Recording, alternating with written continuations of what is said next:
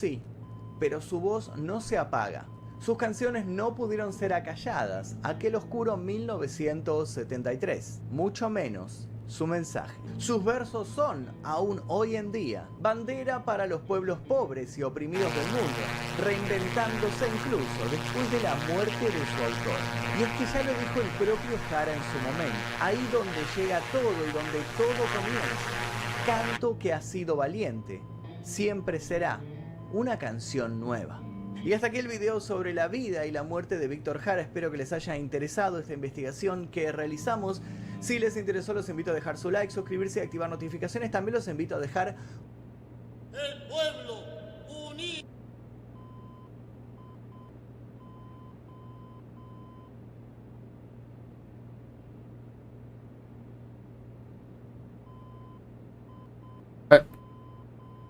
As on death of the people. Of the people. Wow. Yeah. Incredible. Incredible that I was saying your past, which is these tunnels, Is your present. is our present. This is what people in Palestine are doing right now, living in tunnels, fighting colonization. Wow. There's no conscription in North Vietnam. All soldiers are volunteers. And behind the army, there's a whole nation at arms. This, then, is a people's war.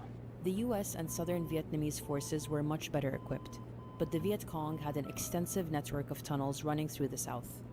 Some networks spanned 200 kilometers through enemy territory and were used to plan and launch attacks, transfer supplies, and provide shelter and communication to guerrilla fighters.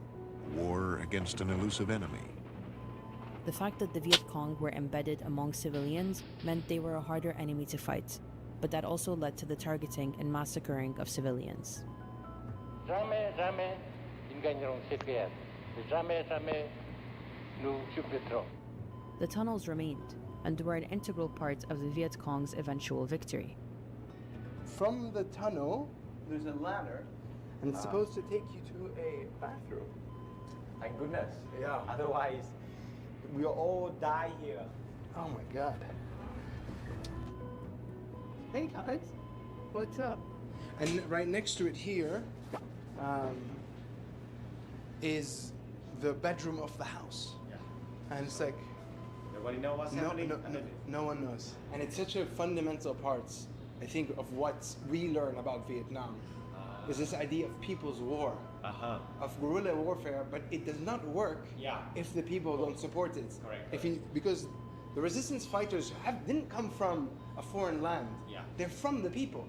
They're our aunts, our uncles, our cousins, our brothers, our sisters, our mothers, our fathers. Yeah. So naturally, they stay with us. They live amongst us. Is the ideology just an ideology of liberation, or is it actually communism? Just think about it, like, people would not fight for Communism. Ideology, but will fight for your brother and your sister. Yeah. People need the conviction of a political leader. Yes. That yes, with this direction of this person, we can make it. But it's not the reason we fight. We fight. Interesting. Communism, in a way, lends itself very strongly to Vietnam because it's already a very community-based, family-based structure. Yeah. The us is stronger than the me. Yeah. But at the end of the day, people are not fighting for communism. Yeah. People are fighting for liberation. Yeah. They're fighting for freedom and self-determination together. You see the lotus.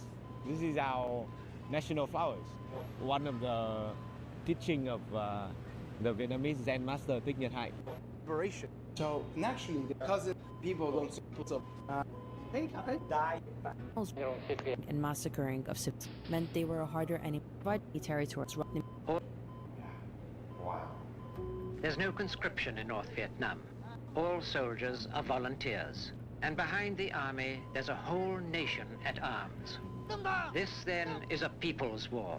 The US and southern Vietnamese forces were much better equipped, but the Viet Cong had an extensive network of tunnels running through the south. Some networks spanned 200 kilometers through enemy territory and were used to plan and launch attacks, transfer supplies, and provide shelter and communication to guerrilla fighters. War against an elusive enemy. The fact that the Viet Cong were embedded among civilians meant they were a harder enemy to fight, but that also led to the targeting and massacring of civilians. Jamais, jamais, ils gagneront cette guerre. Jamais, jamais, nous submettrons. The tunnels remained and were an integral part of the Viet Cong's eventual victory. From the tunnel, there's a ladder, and it's supposed to take you to a bathroom. Thank goodness. Yeah. Otherwise, we'll all die here. Oh my God. Hey guys, what's up? And right next to it here is the bedroom of the house. Yeah. And it's like, Nobody know what's happening underneath. no one knows. And it's such a fundamental part, I think, of what we learn about Vietnam. Is this idea of people's war, of guerrilla warfare, but it does not work if the people don't support it. Correct. Because the resistance fighters didn't come from a foreign land. They're from the people. They're our aunts, our uncles, our cousins, our brothers, our sisters, our mothers, our fathers. So naturally, they stay with us. They live amongst us. Is the ideology just an ideology of liberation, or is it actually communism? Just think of it, like, people would not fight for Communism. Ideology, but will fight for your brother and your sister. Yeah. People need the conviction of a political leader. Yes. That yes, with this direction of this person, we can make it. But it's not the reason we fight. We fight. Interesting. Communism in a way lends itself very strongly to Vietnam because it's already a very community-based, family-based structure. Yeah. The us is stronger than the me. Yeah. But at the end of the day, people are not fighting for communism. Yeah. People are fighting for liberation. Yeah. They're fighting for freedom and self-determination together. You see the lotus. This is our national flowers. One of the teaching of the Vietnamese Zen master Thich Nhat Hanh, very well-known teaching, is no mud, no lotus. No mud, no lotus. The Vietnamese wouldn't be who they are without their history of expelling mighty army after mighty army. But the traumas that come with resistance and liberation remain. The 3rd of April will be the reunification day, and people have been told by people of previous generations who said that during that time in 1975, right? You begin to see that something is different in the city, and then on the very last day you hear the helicopters, and you don't know what was going on. The sound of liberation. Something sinister coming from the one living in the south. As North Vietnamese forces approached Saigon, Vietnamese people in the south began trying to flee, while the US conducted the largest helicopter evacuation in history. The city was suddenly choked with people, lorries and cars, all chasing one American evacuation convoy after the other. They didn't know what was coming. They didn't know what's going on. But liberation was coming. Reunification was coming. From the north perspective. From the north perspective. Yeah. And for the south? For the south, it's the destruction of everything they know. So even reunification was a violent process. Oh yeah. Once Saigon was captured, the war was officially over. But what was left was a country devastated by war.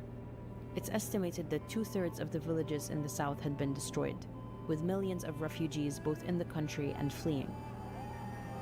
When we talk about the prison, the Hoa Lo prison in Hanoi, I was saying that it was a reminder of that peace was very fragile. Huh? I think this one more than anything, because prison is a sign of captivity and about breaking free. Yeah.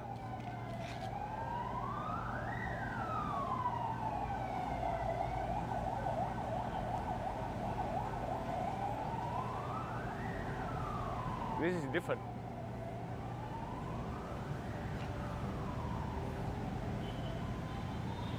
This is about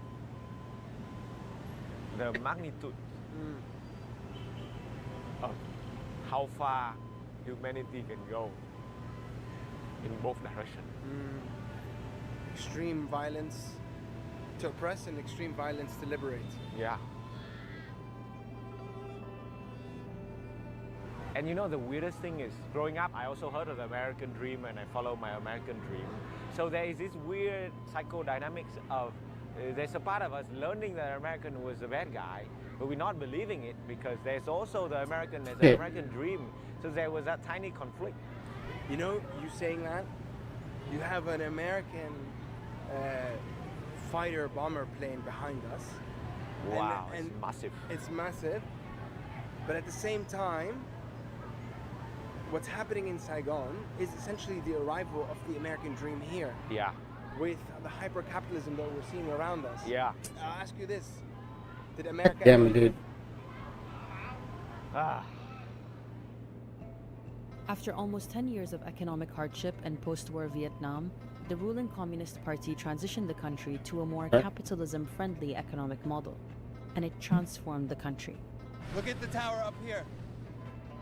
The poverty rate fell from over 70% in the 1980s to around 5% by 2020, lifting millions of people out of poverty.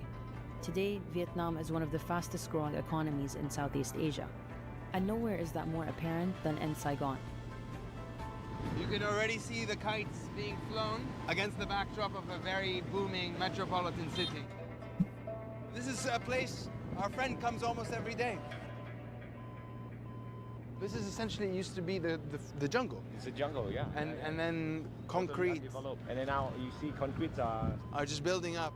Nobody knows how many more years all this will be filled with skyriser. For now, we still have people playing kite. After centuries of fighting invaders, the country has only been at peace for 50 years. And while invasion the way it once looked isn't on the horizon, there are new battles taking place. Battles for the essence of the country moving forward. We are performing comedy for these guys. 3, 2, 1. Yes.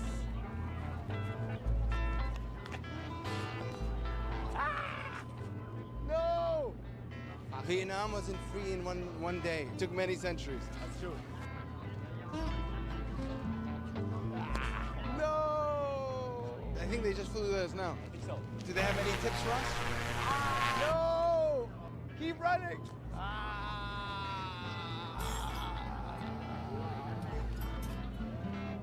We look at these high rises and we ask ourselves, is it what we want to see? And if we cannot stop that from happening, then at least we can do our thing. Yeah. Like, I don't think my flying kite is revolutionary per se. It is. You're the generations before you fought, so you could be the boy on the buffalo playing your flute. You are the boy playing right now, and now there's a new disturbance of the peace. And it's this. This is the disturbance of the peace. Yes. And this is the restoration of the peace. Exactly.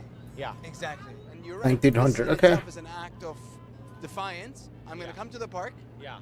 I'm going to slow down. Yes. Because hyper-capitalism is going to drive me to want to produce. Yeah, and do to work. Move and to do work. And meet the deadline. We are protecting the peace that we know is already here. Yeah. And it's not like we are fighting against anybody, but 16 miles, okay. Creating a time and a space for this kind of peace. Yeah.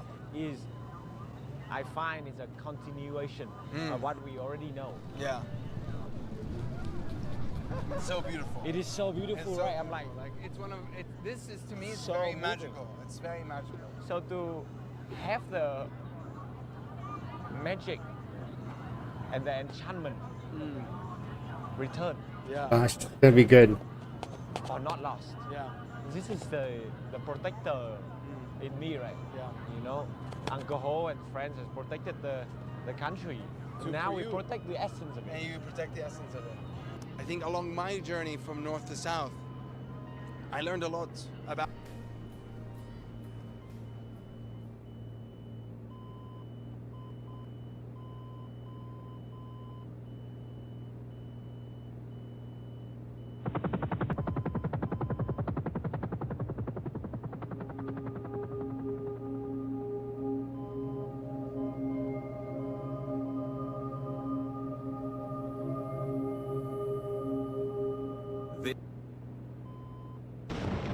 As more than 180 Iranian missiles streamed down on Israel on October the 1st, surrounding countries were forced to shut their airspace, and airlines were left scrambling to redirect at least 80 flights. Now, the prospect of a full-fledged war between Israel and Iran means navigation through this, one of the most densely traversed regions of the world, has suddenly become even more complicated. What we've seen over the last few years is that conflicts around the region have started to cut off some of that crucial airspace.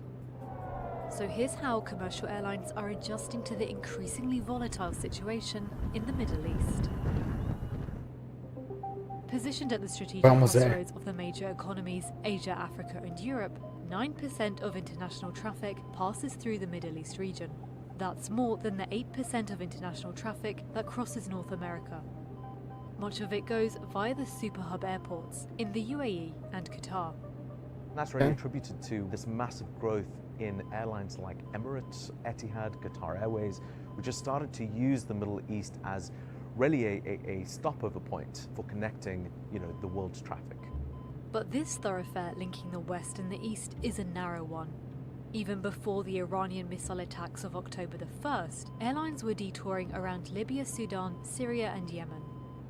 And Russia's war in Ukraine has turned more than 200,000 square miles of Europe into a no-fly zone, with Moscow also closing its airspace to airlines from dozens of countries in response to Western sanctions.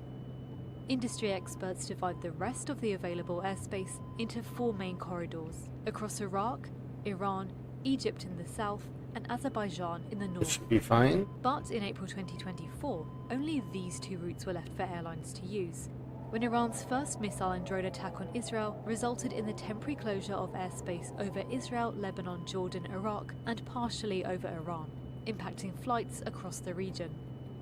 Yeah. Following Iran's latest attack on Israel, Europe's aviation regulator has now issued a recommendation for airlines to halt all operations in Israeli, Lebanese and Iranian airspace. Aviation just in general is often one of the first places you can see when a conflict Something's going to happen, yeah. Or starts to take place, because it's just the airspace. Have a duty to protect civilians flying over or through their airspace. The killing of senior members from the militant groups Hamas and Hezbollah in late July put commercial aviation on high alert in the Middle East, prompting airlines to adjust operations in the region once more. We've seen airlines shift to morning flights as opposed to evening flights. That's really designed to prevent their crew and their aircraft being stuck overnight in an area that, may or may not fall into a significant conflict. By mid-August, dozens of airlines temporarily rerouted or cancelled some of their flights in the region. There are small adjustments to airspace that have these huge ramifications on airlines. For passengers, longer flights, less access to destinations, and more expensive tickets. If it costs more for the airline to operate, it'll cost more for the passengers. Yeah, you don't want to do it. For example, a 17-hour-long flight from Perth, Australia to London had to be modified to include a pit stop in Singapore, adding about 3 hours to the journey. And to avoid the turbulent Middle East, the flight was rerouted over Afghanistan. Afghan airspace has remained mostly unused for transiting since the Taliban returned to power in 2021. In late August 2023, dozens of aircraft, mainly Afghan ones, passed through the country on a daily basis. A year later, nearly 200 did, according to data by flight tracking organisation Flight Radar 24. But in July, the European aviation safety regulator warned that extremist groups remain active and might sporadically target aviation facilities. The regulator also raised concern over the absence or limited air traffic service capacities across the entire country. Qantas, operating the flight from Perth to London, ran the modified route with a stopover in Singapore for around a week in April and 2 weeks in August. Commenting on the use of Afghan airspace, Qantas said that they regularly review and determine the flight paths taken by their aircraft based on multiple factors, including security and weather. Aviation experts say many airlines are already operating at the margin of profitability on long-haul flights. And so the request from Europe's aviation regulator for airlines to halt all operations in Israeli, Lebanese and Iranian airspace is the latest challenge to the viability of some of those long-distance flights. Oh, We're shit. seeing coming out of the pandemic massive investments being made in Turkey, in India, in Saudi Arabia. These airlines buying hundreds of new aircraft with the goal of really connecting, Saudi Arabia, India, kind of to the world. So these really massive operations are going to rely more and more increasingly on the Middle East as this really critical connection point. So in about 3 miles, really we'll go a and sliver go. of airspace that punches above its weight when it comes to its significance. Latinx your mom, brother. No, soy Latino. Hijo de puta. Oh, go back to your country. Oh, Latinx. Like it's an insult. Okay. Go back to your country, you little bitch. Like you're what? Your family's what from what? Germany, Poland? You're probably Polish. You're this fucking stupid. Tell me. Where's your family from? Huh? Where's your family from, huh? Hey, stupid little idiot. Where's your family from? Where are you from? Where's your family from? Are they from Poland, Hungary, Ukraine? Where are they from? Where's your family from?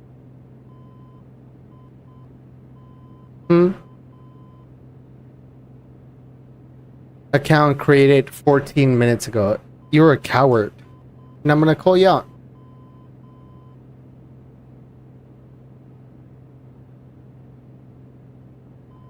Zionists are cowards.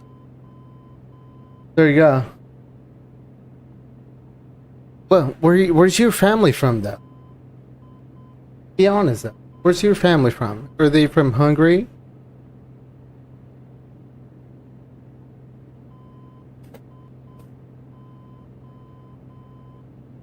Where's your family from? What? Hold on. You gotta be fucking retarded. You gotta be fucking dumb. What?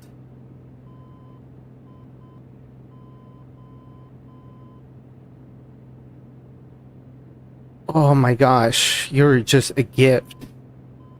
You really think so? So what does the Talmud think about Jesus, you fucking idiot?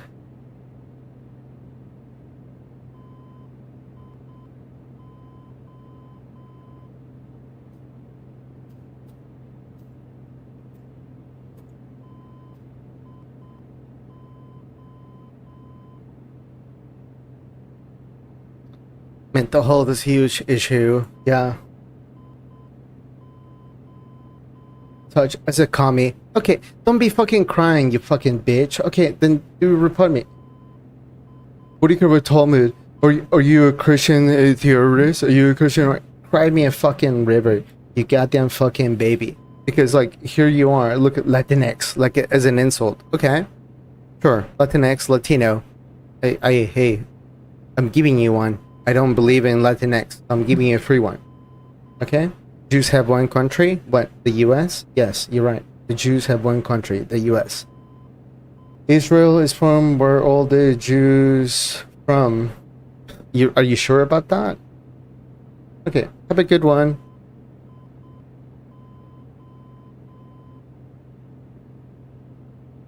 What do you care about the Talmud, you Christian terrorist? You fucking idiot.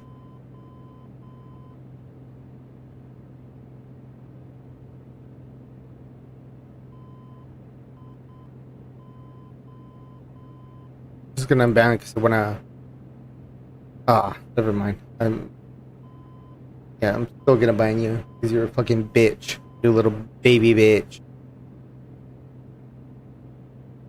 Stream if you're fucking. You don't even stream. You're a little baby bitch.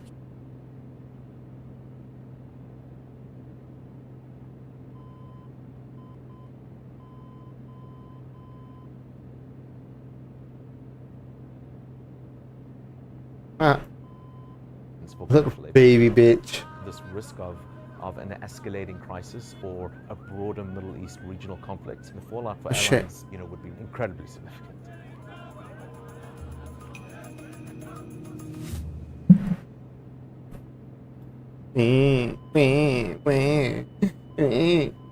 Is it? Oh, you care now?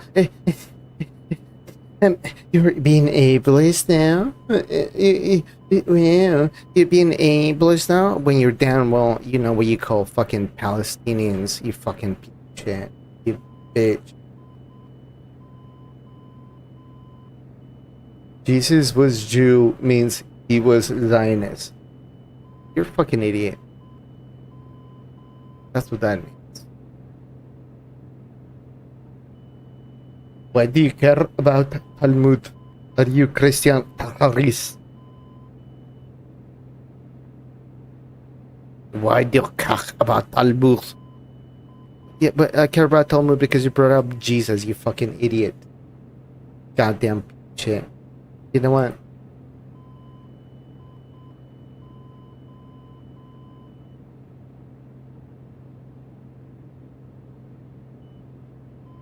Here.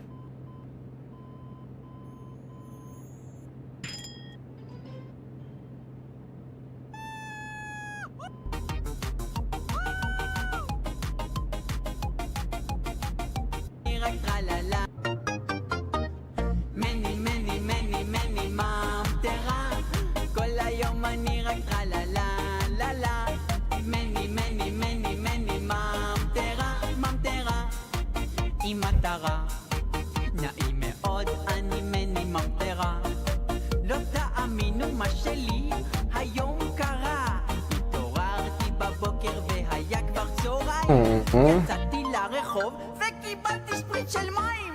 מני מני מני מני ממטרה, כל היום אני רק טרללה לה לה. מני מני מני מני ממטרה ממטרה. Fuck this goddamn idiot and fuck you, you Zionist piece of shit. En la lucha con voces sigan gritando adelante.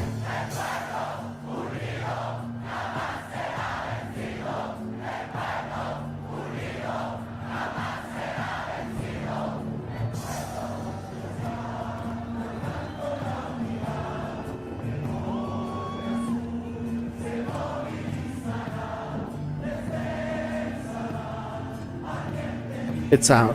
368.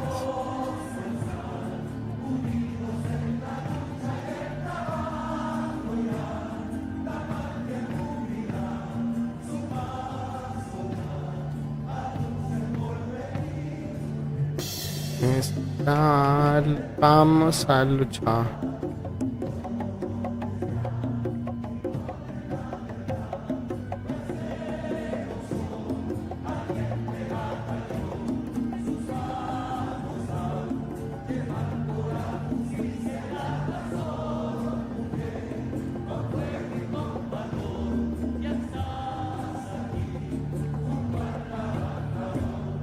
Y ahora el pueblo descansa en la lucha.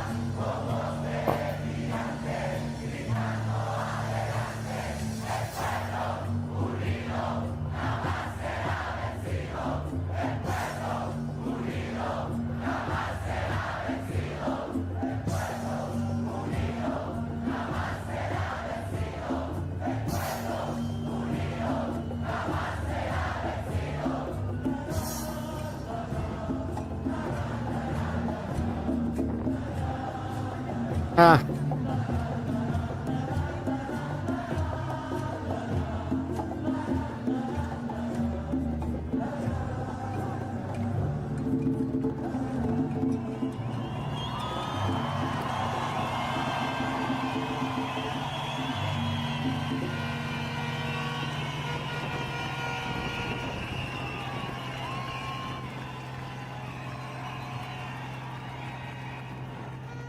Yeah, so we land here and then we're almost out and then we get on to Costa Rica. Fue la primera canción que le presenté a la banda y es la primera canción con la que yo entro a cantar solo y me gusta mucho que a ellos les guste esta canción, creo que hasta más que a mí, son súper románticos aunque no parezcan.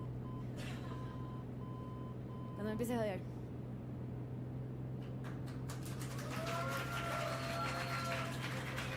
Vuelvo a encontrarme en ansiedad. Quiero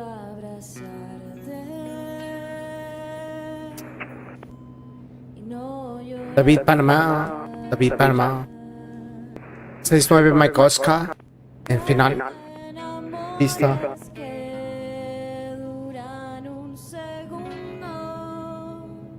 Pista 04. 6-9 Mike Oscar. 6-9 Mike Oscar.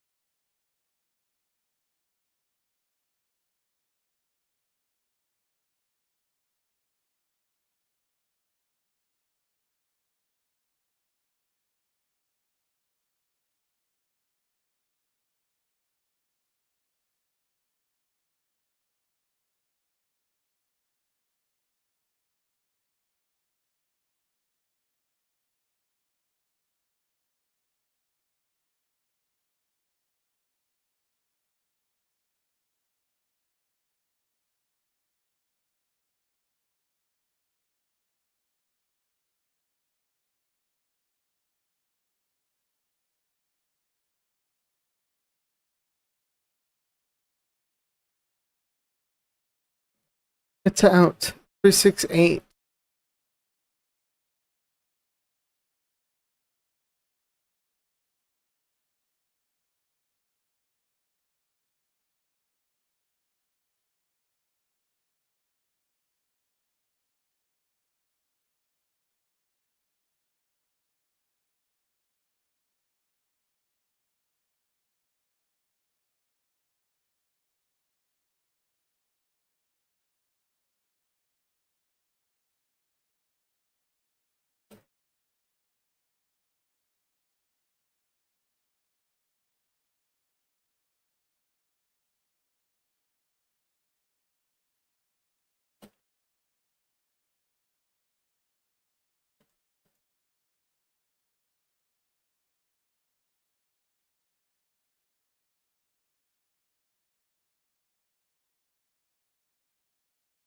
There you go.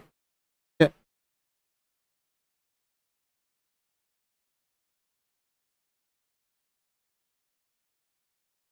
Anyway, good night.